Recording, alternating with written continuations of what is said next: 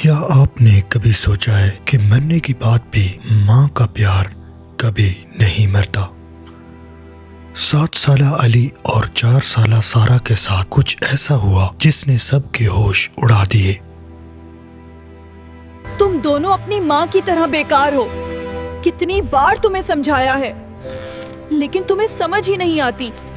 جس باپ کو ان کا سہارا بننا تھا وہ ایک سنگ دل عورت کی محبت میں اندھا ہو چکا تھا، لیکن پھر اللہ نے ان یتیموں کے لیے وہ دروازہ کھولا جو آج تک کسی نے نہیں دیکھا تھا۔ تم دونوں مصیبت بن گئے ہو، بس یہی ٹکڑے ہی کھاؤ، تمہارے لیے تازہ روٹی نہیں ہے۔ اچانک ستیلی ماں نے سارہ کو زور سے دھکا دیا، لیکن علی نے اسے تھام لیا۔ علی کی آنکھوں میں آنسو تھے، مگر اسے نہیں معلوم تھا کہ آج ان کی زندگی بدلنے والی ہے۔ امی، ہمیں یہاں اکیلا کیوں چھوڑ گئی؟ ہمیں وہاں بہت تکلیف ہوتی ہے، کوئی ہمیں بچانے والا نہیں ہے۔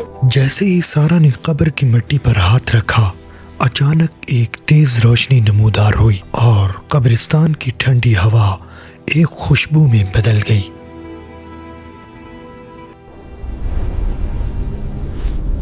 ڈرو نہیں بچوں، میں اللہ کے حکم سے بھیجا گیا فرشتہ ہوں۔ فرشتہ کچھ نہیں بولتا، صرف اپنا ہاتھ ہوا میں لہراتا ہے اور ان کے سامنے ایک سنہرا راستہ بن جاتا ہے جو گھنے درختوں کے پیچھے چھپا ہوا تھا۔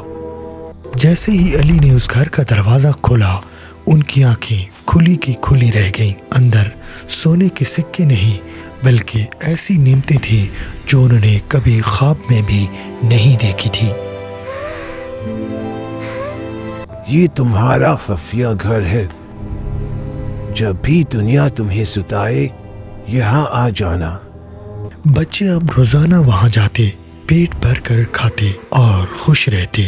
ستیلی ماں حیران تھی کہ ان کے چہروں پر رونق کہاں سے آ رہی ہے۔ ایک دن ستیلی ماں نے ان کا پیچھا کیا، لیکن جیسے ہی وہ اس خفیہ راستے کے قریب پہنچی، اسے صرف جھاڑیاں اور کانٹے نظر آئے۔ وہ راستہ صرف معصوموں کے لیے تھا۔ لوگ سمجھتے تھے کہ وہ یتیم ہیں، بے سہارا ہیں، مگر وہ نہیں جانتے تھے کہ جس کا کوئی نہیں ہوتا اس کا خدا ہوتا ہے۔